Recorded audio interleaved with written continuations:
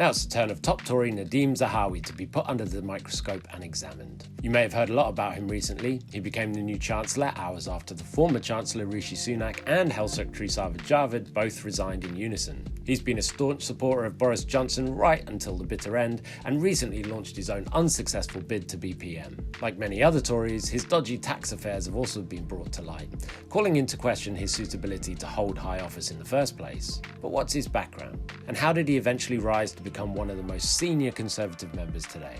Nadhim was born in Baghdad, Iraq, to a wealthy family in 1967. His father was a businessman and director of an investment company. He was educated early on at expensive fee-paying schools, including Ibstock Palace School, which today charges between £17,000 and £22,000 in annual fees. Zahawi later went on to study at University College London, obtaining a bachelor's degree in chemical engineering. After setting up the polling company YouGov, yes, that YouGov, Nadhim tried his hand at politics. After holding a position as a Conservative councillor for Putney from 1997 to 2006, it wasn't until 2010 that he would become an MP, representing the Tory seat of Stratford-upon-Avon. But it's Zahawi's business dealings as an MP that raised the most questions and controversy. Let's start with his extensive property portfolio. It's been reported that Zahawi and his wife own up to £100 million worth of property internationally, with £25 million worth in London alone. This, of course, has led to questions surrounding conflicts of interest in his role as an MP as well as a landlord. In 2016, he was one of the Tory MP landlords to reject a bill from Labour that would have required all commercial properties to be fit for human habitation. During the expenses scandal, it was revealed that he had charged the taxpayer to heat the horse stables in one of his homes. But his conflicts of interest aren't just limited to property.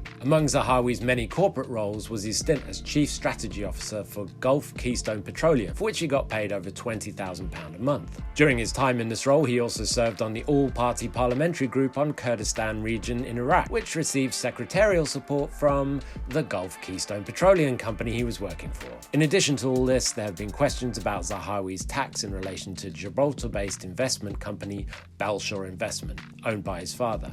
It was reported that in 2018, Belshore sold £26 million worth of YouGov shares to an undisclosed person. In the same year, a property company controlled by Zahawi and his wife received an unsecured £26 million loan from an undisclosed source, which they used to buy up several properties across the capital. From his conflicts of interest to his stomach-churning endorsements of Johnson, Zahawi encapsulates the very essence of greed and profit at the expense of the public that Tory ministers are now infamous for.